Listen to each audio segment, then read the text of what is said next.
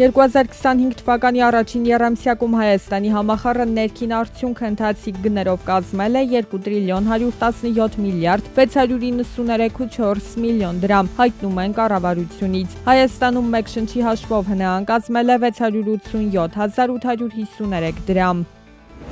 Հայաստանն առանց վիզայի ռեժիմ կսահմանի Միացյալ Նահանգներում, ինչպես նաև Եվրամիության երկրներում և Պարսից ծոցի երկրների մի մասում կացության իրավունք ունեցող անձանց համար։ Առանց վիզայի ռեժիմ կսահմանվի նաև Բահրեյնի, Սաուդյան Արաբիայի և Օմանի քաղաքացիների համար։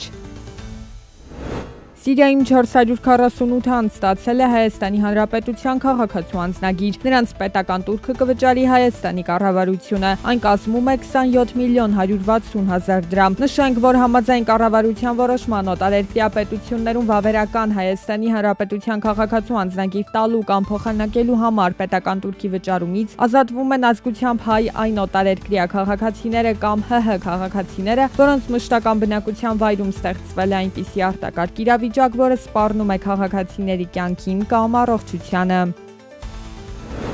Աշխատանքի և սոցիալական հարցերի նախարար Նարեկ Մկրտչյանի նախագահությամբ տեղի է ունեցել նախարարին կից հասարակական խորհրդի նիստ, քննարկելու սահմանամերձ գյուղական բնակավայրերում բնակարանային ապահովման պետական աջակցության ծրագրի ընթացքն ու արդյունքները։ Իր խոսքում նախարար Մկրտչյանն ընդգծել է գործընկեր հասարակական կազմակերպությունների ներկայացուցիչների ներգրավվածության կարևորությունը սոցիալական պաշտպանության ոլորտում բարեփոխումների և ծրագրերի իրականացման գործում։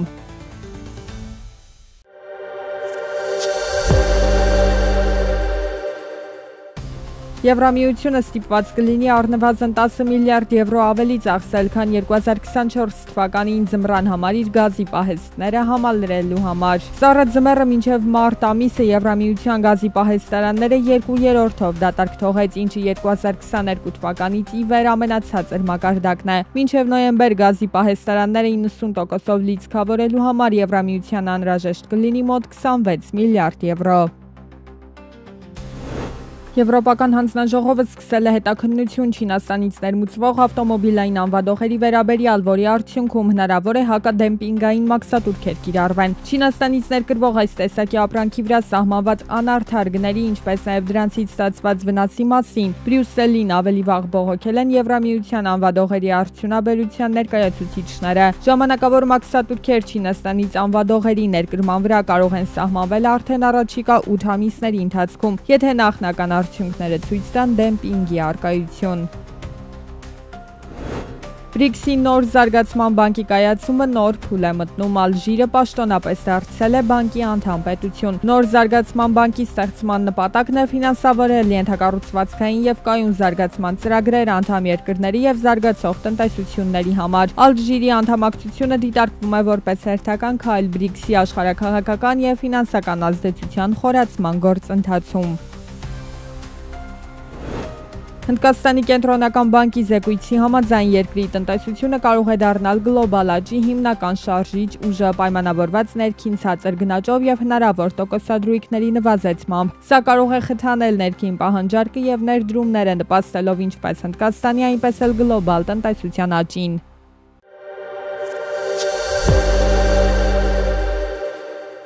Ընդհանուր առմամբ 54,000-ից ավելի քաղաքացիներ եկամուտների հայտարարագիր են ներկայացրել, նրանցից 23,000-ը 2 միլիարդ դրամից ավելի սոցիալական կրեդիտ են ստացել։ Ունենք մշակված կոնցեպտ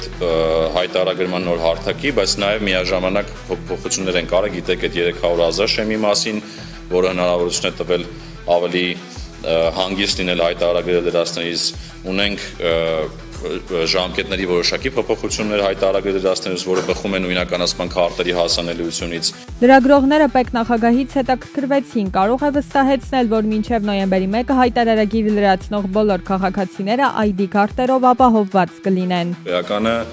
դինամիկան է, ասենք, երբ որ նայում ենք օրինակ, թե յուրաքանչյուր շաբաթ քանի քաղաքացի է հայտարարագիր լրացնում, իրականում բավական տենց հետաքրքիր դինամիկա կա ու դրական դինամիկա կա, ու մարդիկ արժանաբար սովորում են, հասկանում են դրա կարևորությունը։ Այդ վստահությունը կարծում եմ մեզնից այդքան կախված չէ, ինչու, որովհետև ներքին գործերի նախարարությունը ավելի հստակ կասի, թե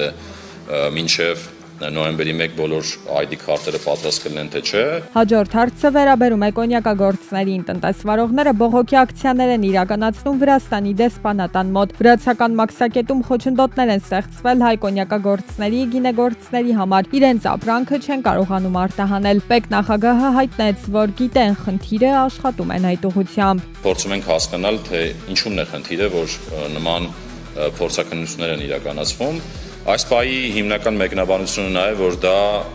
ստանդարտ մաքսային ընթացակարգերով իրականացվող փորձաքննություն է, երբ որ ոնց որ ես էի նոր ասում, որ մենք ենք իրականացնում, երբ որ ռիսկ է տենում մաքսային համակարգը կամ մաքսային աշխատողը, որ պետք է ինչ-որ ապրանքի վերաբերյալ ուսումնասիրություն անի, ինչ-որ նմուշ վերցնում է ուղարկում է փորձաքննության։